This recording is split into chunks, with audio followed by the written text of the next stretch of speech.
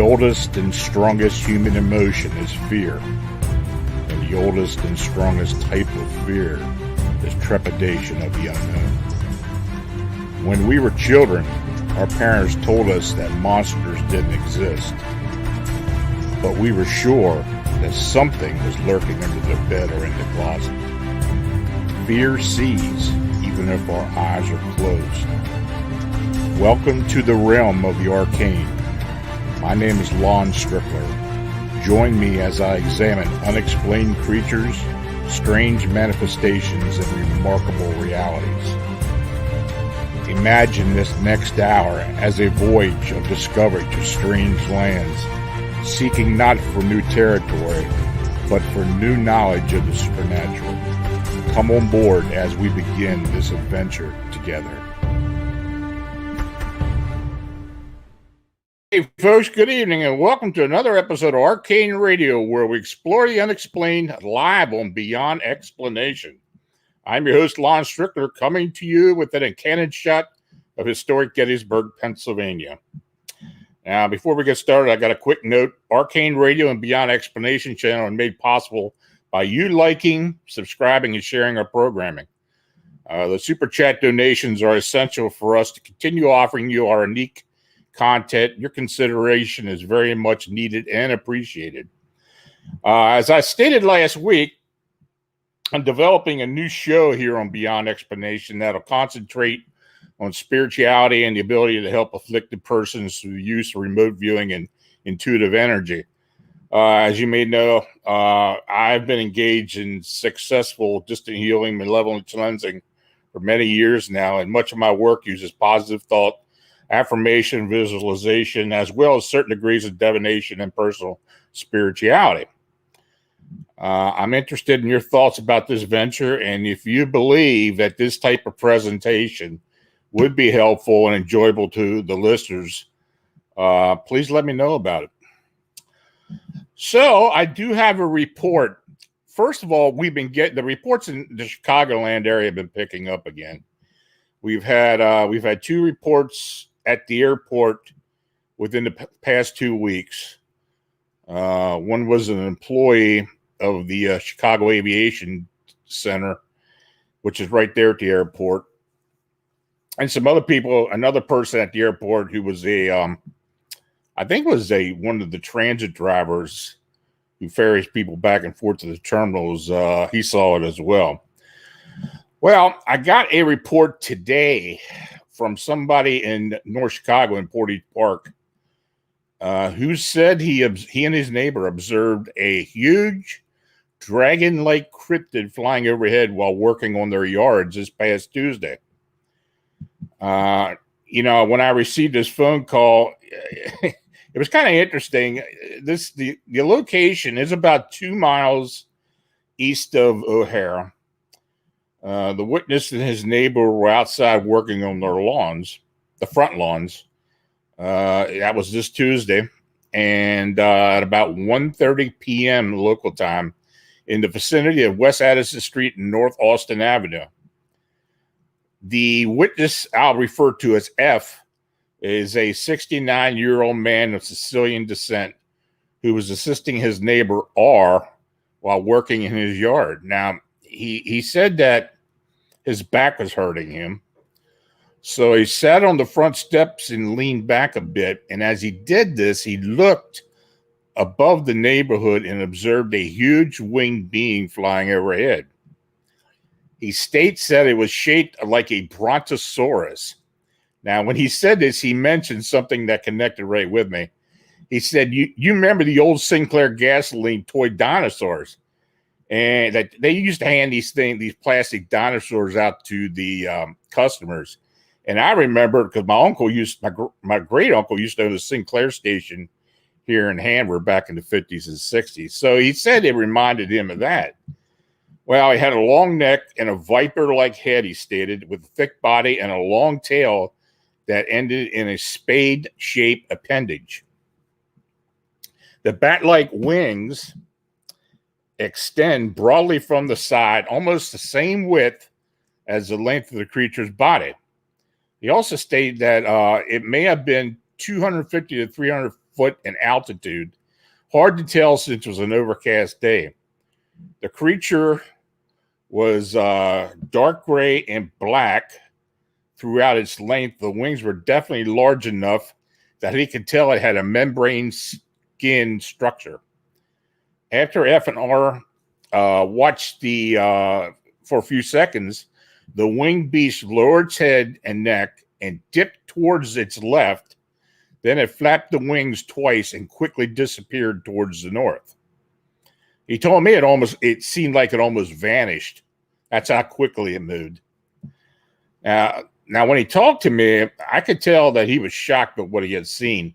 He was very coherent, precise, and quite relieved to talk to someone about this. Now, his brother found my telephone number online and insisted that F call him or call me.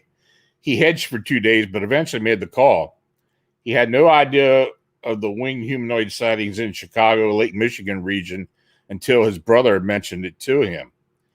He also mentioned that he had heard someone recount this experience to him that would have been out of hand. He said he also mentioned that if he had heard someone recount his experience to him, that he would have out of hand discounted it.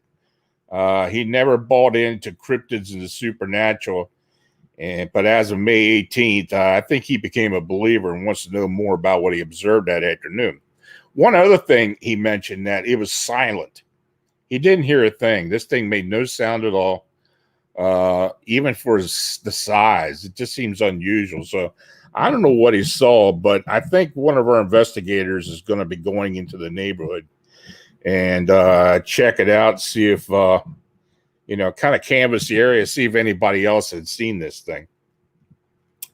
So tonight, I welcome Pennsylvania UFO and Anomalies investigator and colleague Stan Gordon to Arcane Radio. Now, Stan began his interest in UFO subject and other strange incidents at the age of 10 in 1959. He began in field investigations of UFOs and other mysterious events in 1965 and is the primary investigator of the December 1965 UFO crash recovery incident that occurred at Kecksburg, Pennsylvania. Stan is the former Pennsylvania director of MUFON and has been involved in investigation of thousands of mysterious encounters throughout the Commonwealth of Pennsylvania. Now, his 3 books, Really Mysterious Pennsylvania, Silent Invasion, the Pennsylvania UFO Bigfoot Casebook, and Astonishing Encounters, Pennsylvania's Unknown Creatures, are the culmination of his extensive field research. Stan's website can be found at www.stangordon.info. So, Stan, my friend, thanks for coming on this evening. Thanks, Lon, for having me back on your show. It's always fun. Yeah, you and I were talking a bit before the show. Things have kind of picked up, haven't they?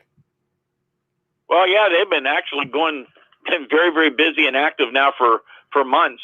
But back in this past February, like late February throughout March, we had this really interesting wave of UFO activity here in Western PA, all around the greater Pittsburgh area, but there were reports from other areas of the state as well. And I mean, then we've had reports since then. And now in the last week, we've had a number of incidents being reported, including in daylight, mainly UFO reports. So things have been really, really fascinating. But this series of events that went on around Pittsburgh, and what I've heard actually in the last couple of days, that some of this might still be ongoing, apparently. And I'll read you from some of the report that I wrote up on it.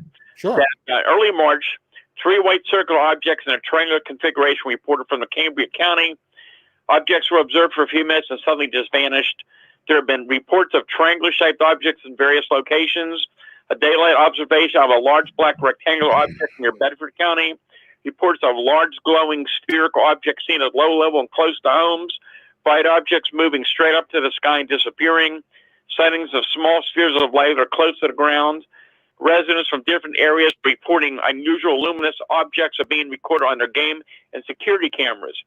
So I've been in touch with various other researchers across the state. One of them is Dan Hagman up at the Butler Organization for Research of the Unexplained, so it's north of Pittsburgh. And he told me, when I talked to him back at that time, that he was getting multiple reports of fireballs and spheres all over Butler County during March. And here's just a few of the cases he's been looking into. On March 2nd, witness reported seeing 3 shiny silver spheres moving from west to east in a straight line, looked shiny, silver, and glowing, looked equally spaced apart, and were moving very fast. The witness watched them as they moved off in the distance. In March 8th, the witness observed a shiny, bright, cigar-shaped object in the morning sky. The sky was generally clear with some fluffy clouds. Object did not appear to have any wings or tail section. The witness indicated the object was so bright he could barely see it. He had to squint his eyes from the sunlight, and there was the sunlight that was reflecting on it. The witness was very familiar with aircraft and stopped his vehicle and got out to get a better look. The object moved into a cloud and never exited from it. Now that's interesting because over the last few years, I've had quite a number of reports, mainly in daylight, of very large objects that go into cloud formations, and sometimes these people are there for a long period of time. I remember one case was 45 minutes, and the object never came out of the cloud. Here's another interesting case he had March 11th, also in Butler County. The man was in his kitchen during the evening when he began to feel a strange vibration and heard a low rumble. He realized that the sliding glass door on his deck was vibrating. As he looked out the door, he noticed a very bright, large, pulsating round object just above the trees at the edge of his yard. The light from the object illuminated his backyard, though it was the middle of the day. He stepped out on the deck and was awestruck by what he was seeing. At that time, he felt a tingling sensation. His hair stood up on end, and he had chill bumps on his body. He ran into the house, called his wife, ran for a camera. When he came back, the object was gone. And that's just an example of the kind of reports we're getting. And also what's interesting, you're hearing a lot of these reports on the news now in recent weeks and months about the Navy sightings and about the orb encounters, what the Navy's calling the orbs around the ships. And a lot of those reports, from what I'm seeing, the definition they're giving out of an orb, or rather, of a drone, I meant to say, is that they're not giving a specific description. They're not saying propellers, for example, from anything I've heard in any of the descriptions. That is very similar to some of the reports I've been hearing from people I've been interviewing, that some of these objects are very bright, they're spherical, they're not that big, they're low to the ground. There's been some video taken, there's been some security camera video taken in different places, and these people call them drones also because they don't know what else to call them. But going back many, many years ago, I started investigating what I call many UFO sightings going back to the 1960s. And these are really, really interesting. And you don't hear about them that often. But these objects range anywhere from 1 to 2 inches in diameter to maybe 1 foot to 2 in diameter. Generally spherical, but they're not always in a spherical configuration. Sometimes they're solid metallic looking. In other cases, they're transparent. In other cases, they're very bright light sources of various colors. But what's so intriguing is they're not high in the sky. They're low to the ground. They've approached people very, very closely. We've had really good incidents where these things have paced vehicles. They've entered people's homes and cars through open windows. It's just amazing with these kind of reports. And then to make it even more fascinating, in the last few years in Pennsylvania, and I've had reports from all over the country from other investigators and researchers and people, witnesses, that many Bigfoot researchers are out in areas searching for Bigfoot activity where there's a history of Bigfoot activity, and instead they're seeing these strange balls of light or other type of luminous phenomena they cannot explain. And I'm sure you're hearing these reports as well, Lon. Yeah, we are. We've been hearing those for a while now, where an investigator would go out to an area where had been a Bigfoot report. A couple of days later, then they start seeing orbs. And that's something that people have been talking about. Let me ask you this. My investigator, Ryan, he lives out there your way. He lives in the Renton Plum borough of Pittsburgh.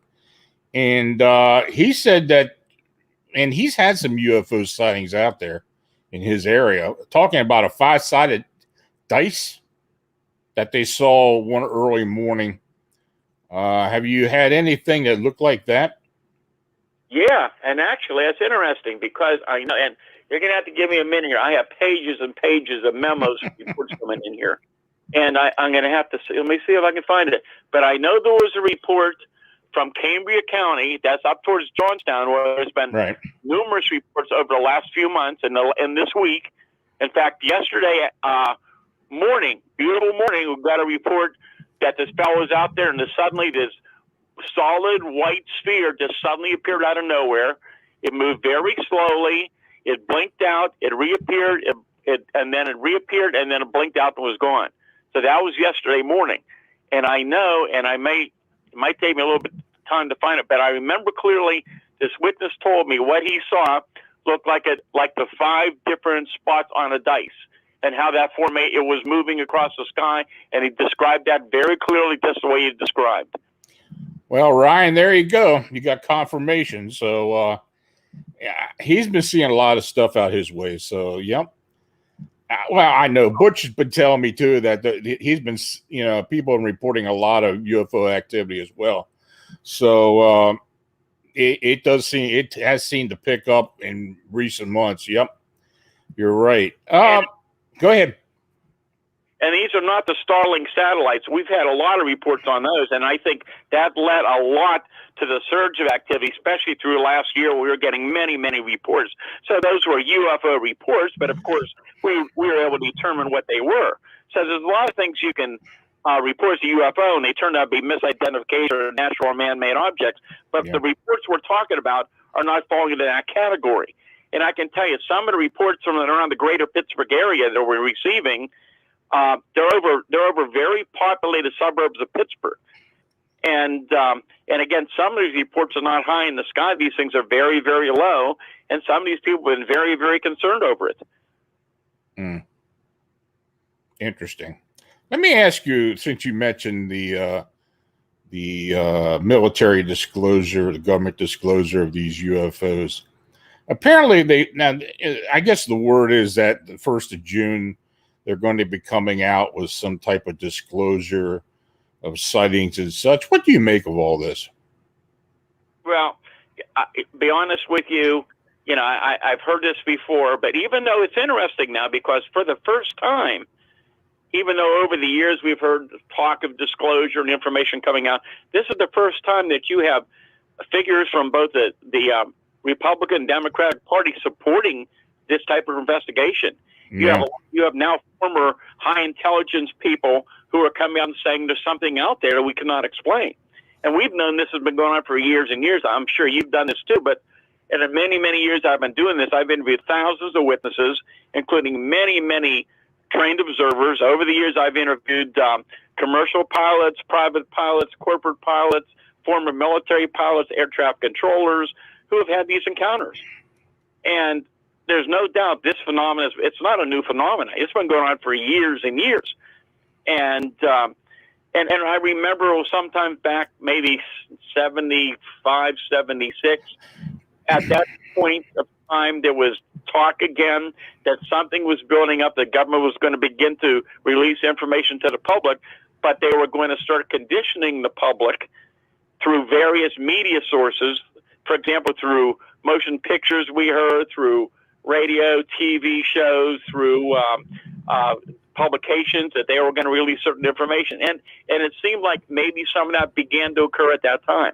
So I really think people are much more aware of the subject today. There's a huge public interest now. I think people are much more aware and more prepared for anything going on. Personally, when the report comes out, I don't expect there's going to be any type of major disclosure. I think there'll be a little more, the door will squeak open, and we'll hear a little more that, yes, there are indeed sightings going on that need to be investigated further. But for them to come out and say that, oh, yeah, some of these are extraterrestrial, maybe even interdimensional, that I don't think you're going to see that at this point. But I think we're living in a very, very interesting time, and I think we're going to be hearing a lot more about the subject over the next few weeks and the months ahead.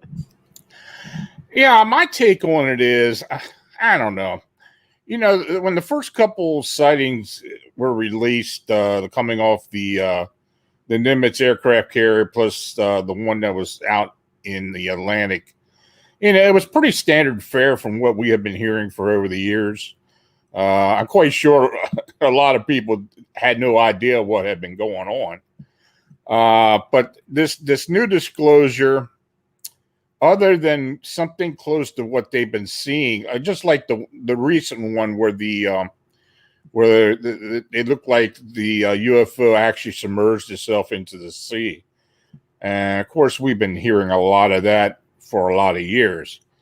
And, some of the older reports even talk about that, about craft going under the water. But anyway, I'm just wondering how much they really are going to come forward with. When they start talking about beings of some type, or something other than just the craft itself, then I might perk my ears up a little bit. That's what I'm really interested in, but I don't know. I mean, you're more into the UFOs than I am as far as the intrinsic part of the phenomena. Do you think it's going to get to the point where we're going to get some real information that you and I or other investigators can use? If you're talking about the government releasing it, I don't think anything in the near future is going to come along that line. I think, once again, you're going to hear more cases. You're going to hear more of probably people hoping that there'll be more of a government serious investigation of sightings. But, they're concentrating on the military pilot sightings, which, again, very important because you got very good trained observers. But what also they need to be also concentrating on is the fact that these incidents are occurring constantly. I mean, I deal with these cases mainly in Pennsylvania. My hotline's been open since 1969. It never stops ringing. So between email reports and UFO reports, and just what's been going on in recent weeks, so you've got these sightings that are going on, and a lot of the reports I've dealt with over the years, these are not high altitude, just lights in the sky, which could be almost anything in some cases. But I've dealt with multitudes of incidents of large structured objects that are seen close to the ground, including in daylight. And there have been a lot of these reports in the last few years, and you're getting more and more reports over highly populated areas. I mean, there have been sightings over the years in downtown Pittsburgh. There have been incidents where something has hovered over one of the big bridges in downtown Pittsburgh, people reported. We had an incident back, 1989, and Squirrel Hill, which is a very busy suburb of Pittsburgh, and early in the morning, witnesses observed this very large elliptical, brilliant object with lights on it right above the intersection, and there's a police report on it. I have a copy of it. We had an incident that most people never heard about. If you go back to my website, I think you might find a picture of it. In 2016, a businessman during the afternoon was coming out from work. He happened to look up and sees this cylindrical-shaped object that looked like it was hovering high in the sky, and suddenly the thing begins to drop from altitude, and it falls into the Mon River. And he was able to get a short amount of video of it, including one good still shot from it before it fell. But these are the kind of things that you're not hearing in the news, because many witnesses, even today, the majority of people would call me, they want no publicity. And that's one reason it's not making the news. And then you've got, of course, the Navy's talking about this more recent video, and the press is picking up quite a bit of the object that drops into the ocean. Well, here in Pennsylvania for years, we have reports of these things hovering over the lakes and rivers of Pennsylvania and going in and out of the rivers and lakes. But how often do you hear about that? You don't hear about it. No. Yeah, I remember the one you had not long ago in Monongahela that was reported to you, of the orb that went into the water. Yeah, I'm not sure which one you're talking about. We've had a number of such cases, and I mean, it's just really amazing the things that are going on, and the people aren't talking about it.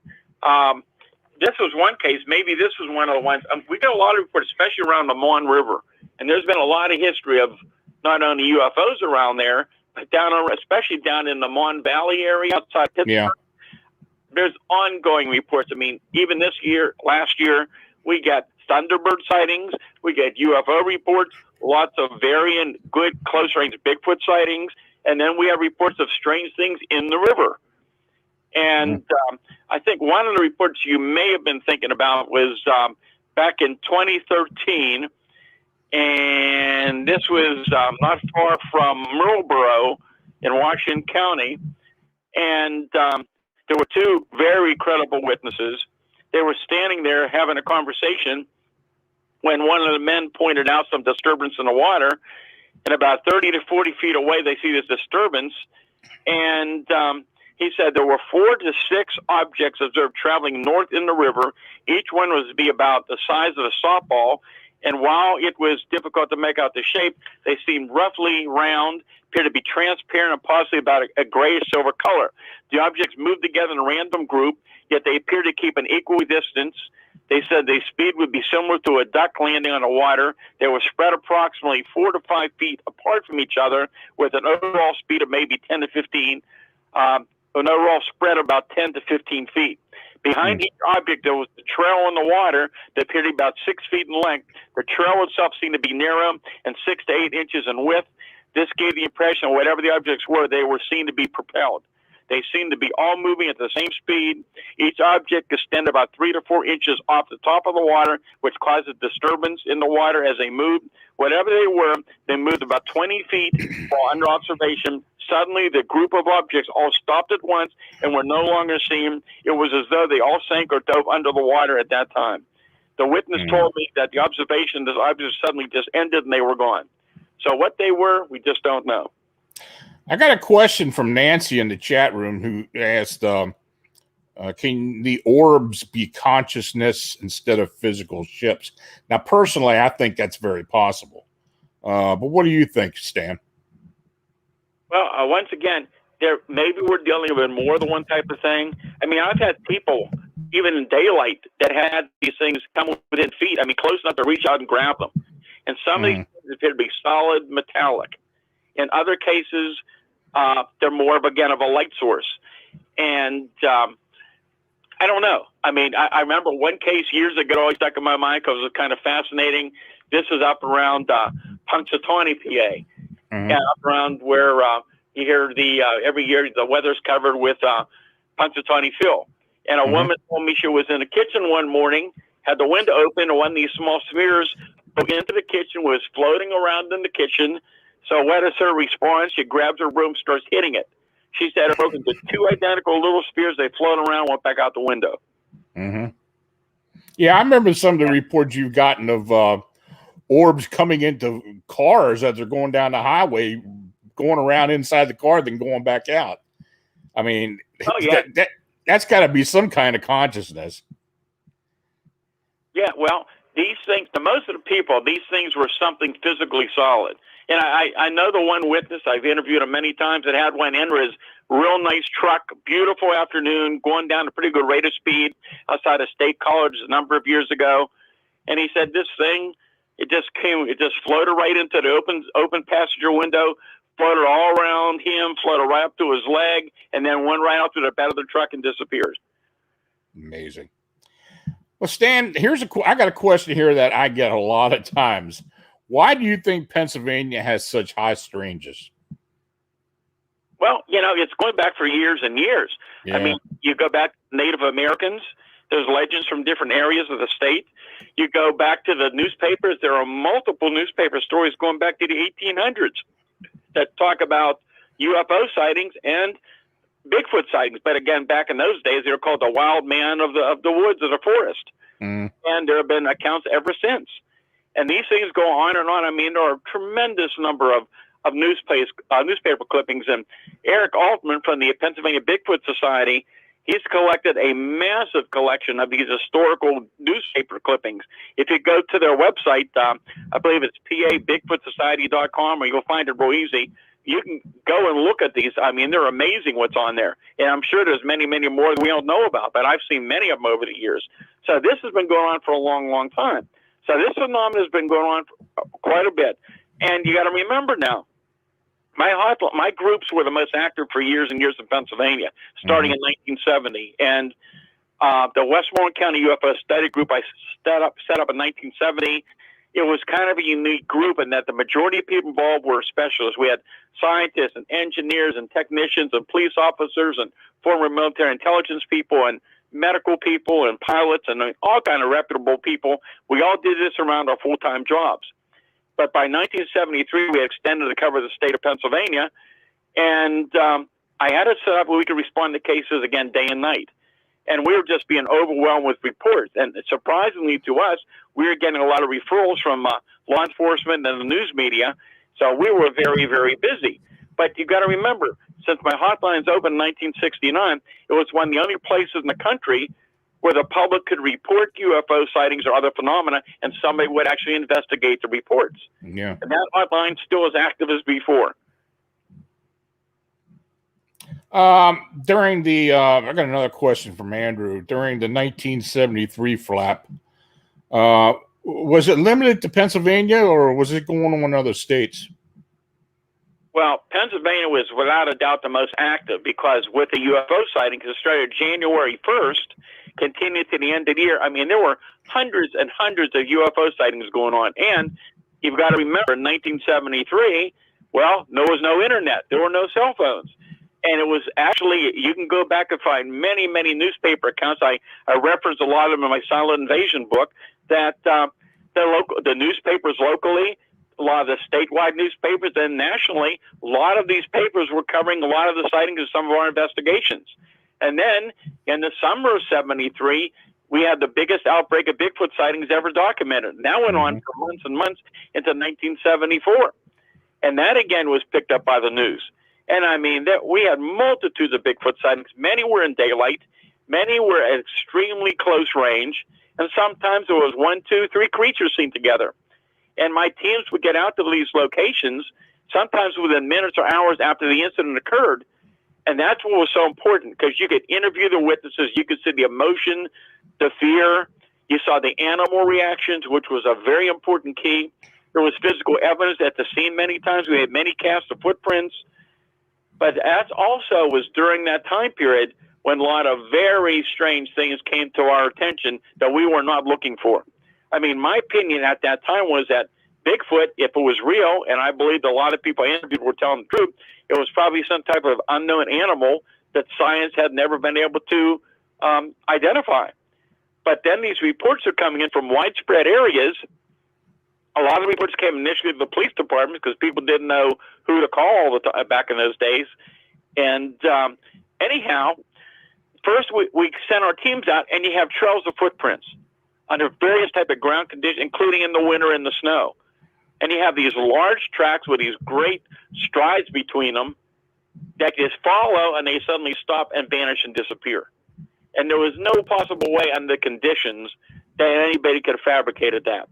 And then weird things began to show up from witnesses. You know, if you only had one report to think, there's nothing to it. But when you get multiple reports from different people in different areas, one thing was people would say they're looking at this Bigfoot creature, even in daylight, and suddenly it physically disappears and reappears close by another position.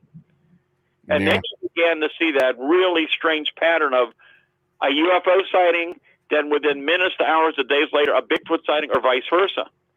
And then it got even much more stranger when you had this really good documented case of Bigfoot and UFOs seen together at the same time and place. Mm-hmm. That's when I began to notice a lot of very strange things going on, and it's been going on ever since. And, you know, I started writing about that back in the 70s, and now in the last few years, more and more witnesses, more and more researchers around the country, they're not laughing so much anymore because they're more aware of it now. It's being reported much more. The same kind of thing's been going on for years and years and years, and now they're starting to take it a lot more serious. I said a long time ago, I believe that Bigfoot exists, but where's the bodies? Well, that's the major question: where the bodies at? You know, I don't advocate killing anything, but I'll tell you, we're not really going to get many answers to this phenomenon until we get something to physically look at it, I believe. What do you think of that, then? Well, Lon, I'll tell you, the more I know about the phenomena, the stranger it is. Mm. And, you know, that one case I had, among others in 73 and then in 74 during that wave, the one case that happened up near Ohio Pile in Fayette County. Mm-hmm. The one case that really convinced me that we're dealing with something that, as weird as it sounds, it's not, these things are not a physical creature as we know it. For a lack of a better term, they could be interdimensional, which I see more and more data that a lot of the other cryptids fall in the same category. There's a physical and a non-physical component to it. But in that case, in February 6th of 74, I'll tell you the story. You may have heard it before. Some of your listeners may or may not have heard it, but it was a really intriguing case. And back at that time period, some of your listeners will remember, there was a big national trucker strike going on around the country. There was gas rationing. Many people remember that. There was violence across the country and in Pennsylvania on the highways. So in Pennsylvania, National Guardsmen were patrolling with the Pennsylvania State Police. When the state police got the report, they responded to the case, but so did some of the National Guardsmen. Now, this area was deep in the mountains, way up in the wooded area of Fayette County, where there's a history of these things going on all the time. And in fact, if I have time, I'll tell you a little bit about it. We had a report today of last night, a Bigfoot sighting occurring up in Fayette County again. Anyhow, going back to that. So here's a woman who lives deep in the mountains, lived in a little cabin home, knew animals well. She grew up with them. Watching TV that night as normal, she hears this noise on her small little porch. There was a pile of pop cans, empty pop cans laying there, like metal pop cans. Something was knocking the pop cans around. Well, a few weeks before, she had some wild dogs coming through, and she figured, I bet you those dogs are back. So she thought, you know what? She said, I'll go grab my double-barrel shotgun, and I'll load one chamber, and I'll just fire over their head and scare those dogs away. So she proceeds to load one chamber of her shotgun. She walks over, opens the front door, turns on the porch light, steps out, and right in front of her, a few feet away, is this at least 7 foot tall, hairy, Bigfoot-type creature standing right there in front of her. As soon as she hit the light, it raised its arm straight up over its head. And what does she do? She fires right into it. She said there's this bright flash of light, like the flash on a camera, and the creature physically vanished in front of her. But then, a few minutes later, her in-laws who lived 100 feet away called her and said, what are you shooting at? She tried to explain. Her son-in-law grabbed his sidearm, started walking up to her house up along the woods, and he said he's surrounded by 4 or 5 hairy people with eyes like coals of fire, started shooting at him, and about the same time they noticed this large illuminated object hovering over the woods at the same time. So they called the state police. By the time they got up there, everything was gone. However, I talked to the primary investigator, and he said something really strange was going on that farm. He said when he got there, he said it was completely silent. They had several big dogs, and one was an Eskimo Spitz. I think it was a German Shepherd. The dogs wouldn't move. They had horses and some other animals. I know there were cats in the house. People said the cats were hiding. They were very frightened. And there was a young baby in the house. And they said that baby cried and screamed all night while this stuff was going on. That never happened before. And I couldn't get gas till the next morning, and I got up there early in the morning with my team. When I got up there, everything was back to normal. The dogs all welcomed us, but I talked to the trooper, and he said, I can't remember. I think it may have been an Eskimo Spitz in a cage, and the dog wouldn't move. And the guy opened up the cage, and the dog should have ripped his arm up, and the dog wouldn't move. That is very, very common with lots of very close-range Bigfoot encounters. You can fool people, you can't fool the animals. Oh, absolutely. Got another question in here about sightings of solid black gaseous orbs. Have you run across any of that? I don't know about the gaseous orbs, but I've had reports of solid orbs, and I've had some that are black and some different colors. And, you know, you get reports of these things that kind of are misty or foggy, but also we're getting reports for years now of other cryptids and Bigfoot, sometimes not physically solid, sometimes misty, foggy, sometimes they seem to be, part of the body seems to be out of focus or transparent. I mean, that's been going on for years and years, but you don't hear about these reports very often. But they're being reported around the country and around the world. And so many investigators, even years ago, told me they knew about these cases, even the 70s, but they were not going to write about it because they were afraid of being laughed at. My position always was, I don't have the answers. This is what's going on. Readers can look at this data and decide for themselves. Well, like I said, you know, back then there was a lot more ridicule, but in more recent years now, there's a lot of things people are laughing at. And it's just like what was happening here in the 70s and has been ongoing ever since in other locations is very similar to Skinwalker Ranch. Oh, yeah. Yeah, I agree with you. Yeah, you know, there have been, I got a question here, but there have been reports of government taking dead Bigfoot after they've been shot or they died. You know, we all know the story about Mount St. Helens and such. What do you think about that? Do you believe that there have ever been any corpses of Bigfoot taken by the government in Pennsylvania, or something that may be similar to that? I've only heard stories. I don't know. I can't say for a fact. I've talked to a few people over many, many years that told me similar accounts. Mm-hmm. I can tell you that over the many years and different cases I worked on, I had some very significant UFO and Bigfoot cases that I worked on. And there was some indication that possibly it was government or somebody else was very interested in the cases. And then again, go back to 1973, and I go into this when I wrote that I had, during the time of that major Bigfoot outbreak, it would have been September of 73, I received a phone call from a man that identified himself as working for the government.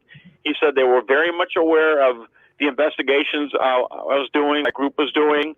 They were interested in it. I was provided the name of a government laboratory in Washington. I was given the name of a contact, a phone number, and address. In the event that we came up with a body or anything significant like that, and I never had to use it because we never had anything significant enough from what he was talking. But I also received a call from two people associated with one of the congressman's offices at the time, because there was a lot of public concern of what was going on. They wanted to come to interview me about the investigations, and they did. We kept in touch for a long time. They were very interested. They were very open-minded. They didn't laugh at all. They were very supportive. And I gave them the phone number I was given, and they confirmed that, yes, it was indeed a government phone number. And there was a lot of odd things that went on during that time period in 73. But do I think the government has an interest in these cases? Yes, I do.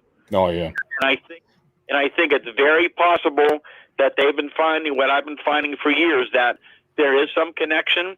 And once again, let me stress this. We haven't talked about it tonight, but we had some of those amazing cases, such as that multiple witness UFO landing on October 25th of 73, probably one of the strangest, most significant cases on record of a huge UFO that people saw fall from the sky, drop from the sky, land in the field, illuminating the whole area, making a high-pitched whining noise. And when three witnesses went there were two Bigfoot creatures in the field at the same time. And the fellow... the older fellow had a 30-06 with him and some ammo, and in that ammo he had two tracer rounds. He didn't realize that at the time, but that tracer, you just get that luminous trail when you fire it, so you can see the trajectory.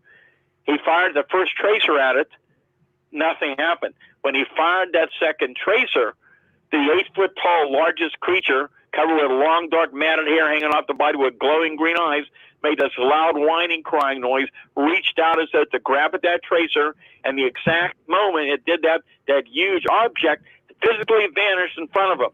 It just disappeared. Most of the glowing area went away. Most of the luminosity went away. The sound stopped. The creatures turned around, started walking back towards the woods. He's loading the gun, the 30-06, with live ammo, firing right into him with no effect on him whatsoever. The short part of the story was they called the state police. When the trooper arrived 45 minutes later, went up in the troop car, talked to the trooper. He said the area where the object was on the ground was self-luminescent, glowing about 100 feet or more in diameter. He said the farm animals wouldn't go into it. He said if he sat down in it with a newspaper, he could probably read the newspaper from the light coming off the glow. Mm. That was a major investigation. Oh, yeah. That's a classic story. And there was a lot of weirder parts of the story, which it's in my silent invasion book, the whole thing. That was the case that really made us aware that we're dealing with something that's much stranger than any of us had ever imagined. I got another question. Have you heard of any sightings of small rectangular craft? Yes. Over the years, I've heard small ones. But in more recent years, including this year, we've had numerous reports of very large, solid, metallic, sometimes black, even in daylight, huge rectangular objects being observed. And that's been going on in many areas of the state, especially in the greater Pittsburgh area. Down in the Mon Valley, I remember a few years ago, we had reports of these things hovering right over the trees in the afternoon. So yeah, we've had reports of rectangular objects being observed. Also got a question about something you and I have talked about before, about the pale humanoid reports, and if you're getting reports of those here in the state. I've got a few. Have you gotten anything since I talked to you about them? Well, those reports kind of dropped off a little. Yeah. I think probably they dropped off a lot, but I was hearing reports from around the country of other states reporting them. However, this past April now, there's been 3 different reports from other different areas where people have not been close to them, but they've all reported seeing something 7 to 8 foot tall, dark in color, and very thin, that they're all reporting. So, and there was they couldn't see hair on the body, it was too far away, but whether it was a Bigfoot or whether it fell in this category, we don't know. Yeah. Well, we got a case that we're looking at now in French Creek State Park out over there where Butch is at. That's a weird one, and it has something to do with one of these beings.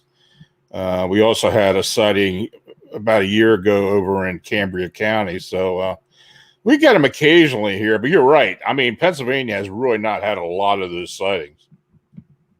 No, but I mean, the ones we had when this all started, basically back in 2017, when I received that report from that police officer.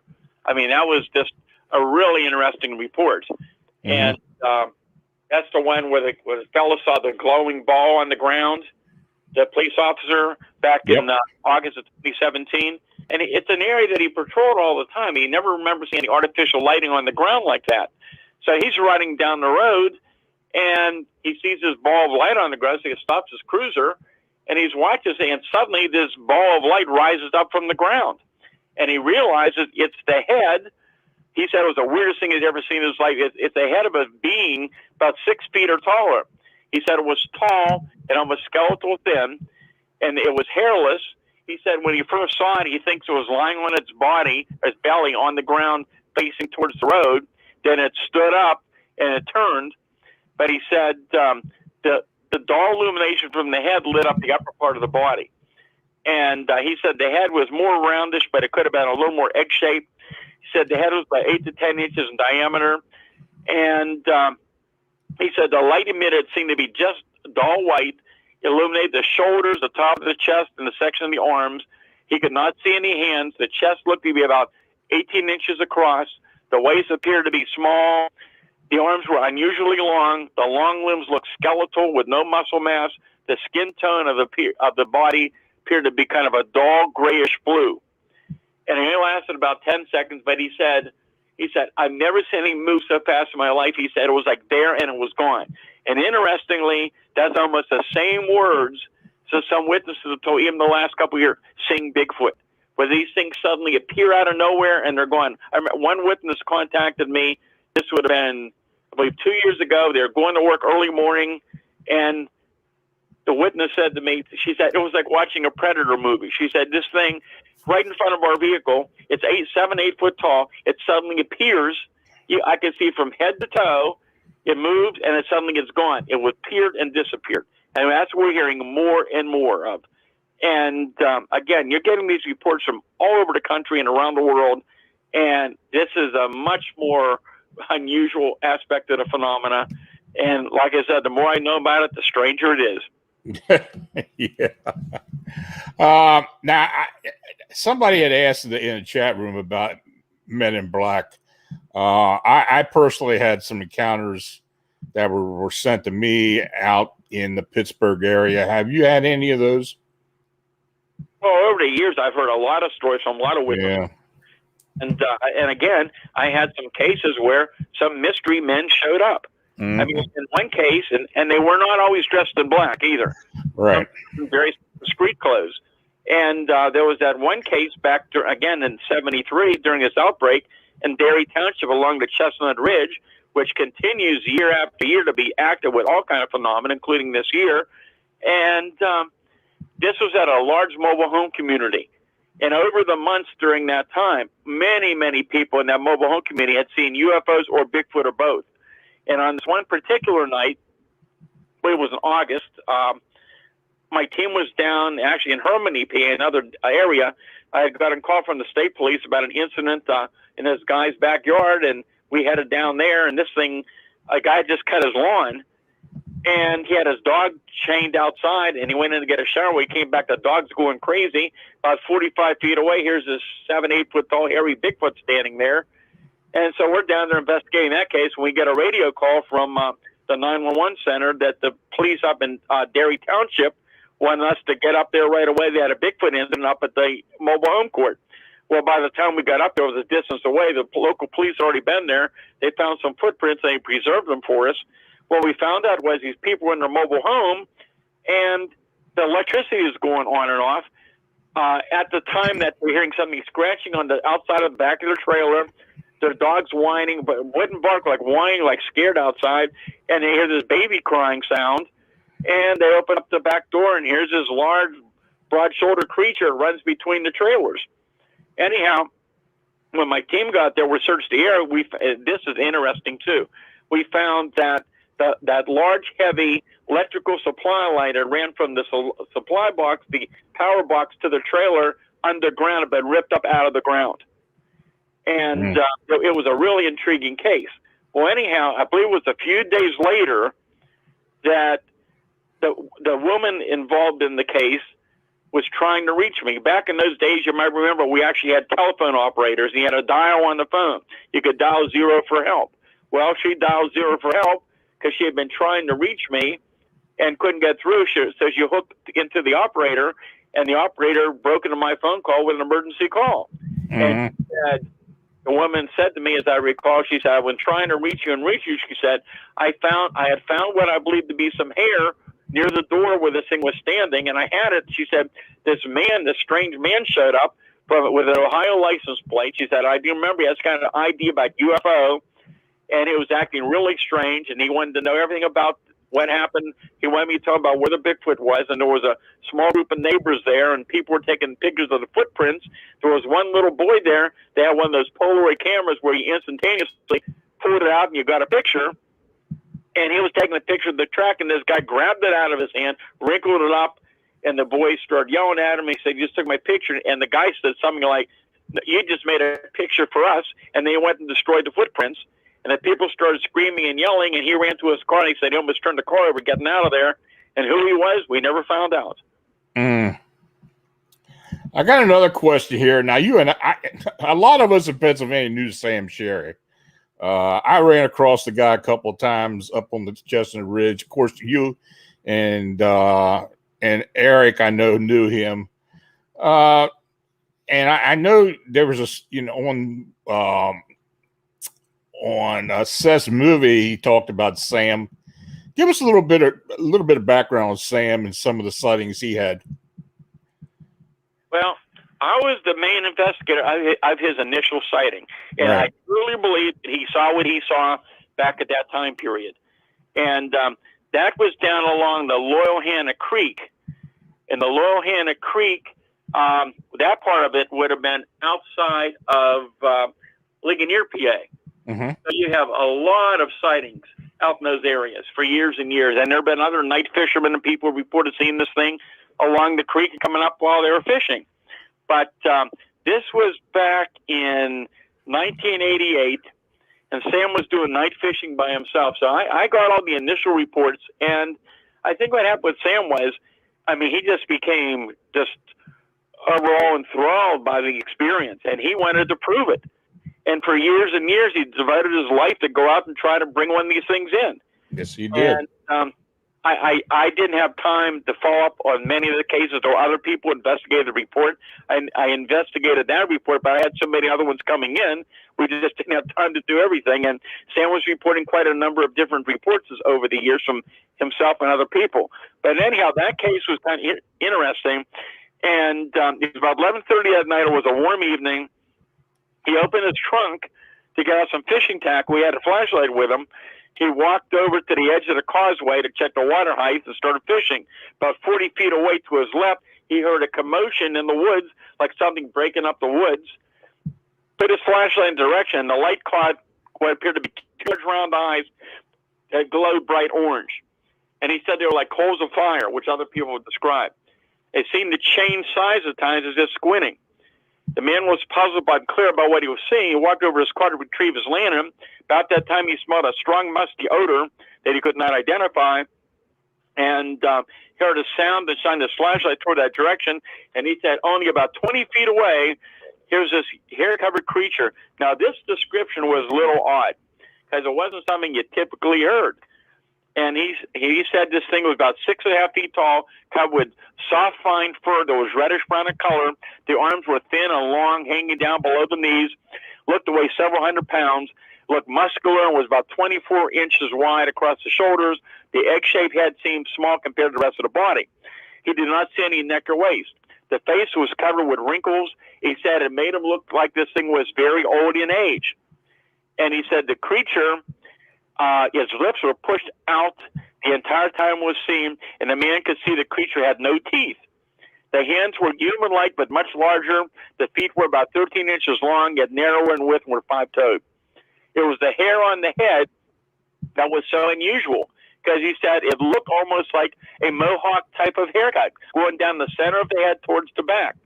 Some areas of the shoulders, chest, elbows, and knees had large bare areas where there was no fur, and it gave him the impression it had mange. Now, that was interesting because over the years, there have been very few, but even in recent years, we've had reports of creatures that have large spots of areas on the body where their hair is missing, and people said it looked like it had mange. So yeah. I always thought this guy saw something. We have another question in here, and this is similar to what I encountered back in '81, where I thought what I saw looked like a Neanderthal. Now, have you had or recall any sightings in Pennsylvania of Neanderthal-like creatures, or possibly look like what people would call cavemen, or do you just think these were Bigfoot instead of feral people? I cannot think of any cases like that. Yeah. I've interviewed hundreds of Bigfoot witnesses in Pennsylvania, and generally the majority of those reports are about 6 to 9 feet tall, but we've had smaller ones seen, generally about 4 to 5 feet tall in that range. And then we've had a few cases that were very well documented.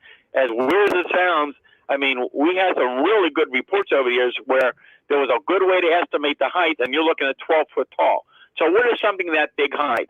And, you know, when my teams were out there, especially during the 70s, if we would have a sighting near a cave or a mine, we would go in and search for evidence, and we never found any evidence that these things were staying or living in a cave or a mine. Yeah, I can't recall any of those as well. I was thinking, when I saw the question, I was thinking about it, and I can't think of anything like that offhand either. But who knows? It possibly could be. Yeah. And Lon, I wanted to, you know, we started talking. There was a question back when we first started, and I think somebody asked during that '73 outbreak if it was just Pennsylvania or were there other states that were experiencing similar phenomena. Well, I never finished answering the question. I got into the Pennsylvania part. And while Pennsylvania had the largest outbreak with UFOs and Bigfoot, many other states were having a lot of UFO activity, but that kind of peaked in the fall of '73 when you began to see newspaper accounts from around the country with some amazing UFO incidents, and that was making lots of news at the time, but also a number of states, and I can just tell you off the top of my head, I think it was like Ohio, Illinois, Tennessee, I try to think, I think maybe even Kentucky, I'm not sure, but there were a number of states that were having some really interesting Bigfoot activity as well. Yeah. Well, Maryland, I mean, of course, you know, 72, 73, we had the Sykesville monster thing, which a lot of people attributed to the flooding from Agnes. I don't know. They think maybe something moved it somehow. But though that area has had Bigfoot sightings over the years. And I know there was an increase of UFO sightings. So, yeah, 73 was busy. There's no doubt about that.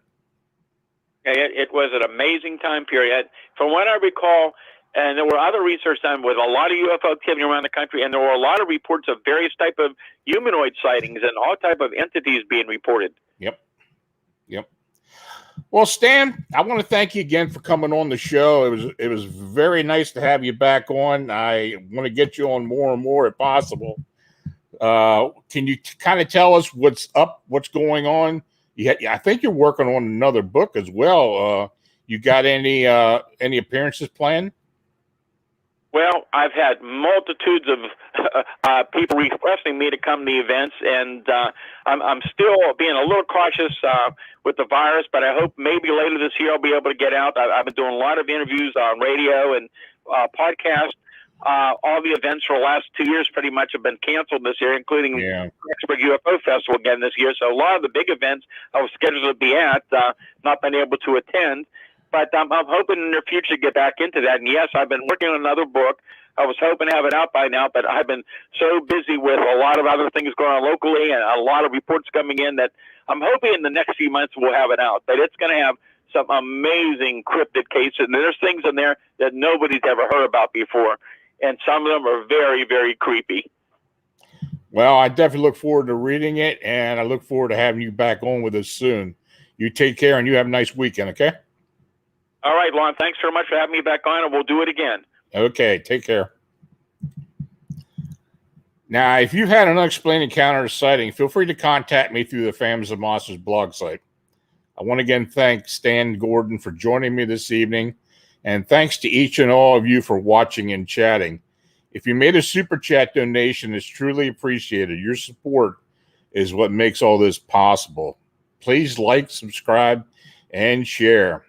Until next week, when we have Shannon LeGros on with us, publisher, personality, it'll be an interesting show. She's been doing some writing lately. She's got a Bigfoot book. It's out. I think she got another one out as well. So we always have a very interesting conversation. So stay healthy. Have a safe and enjoyable weekend. Good night.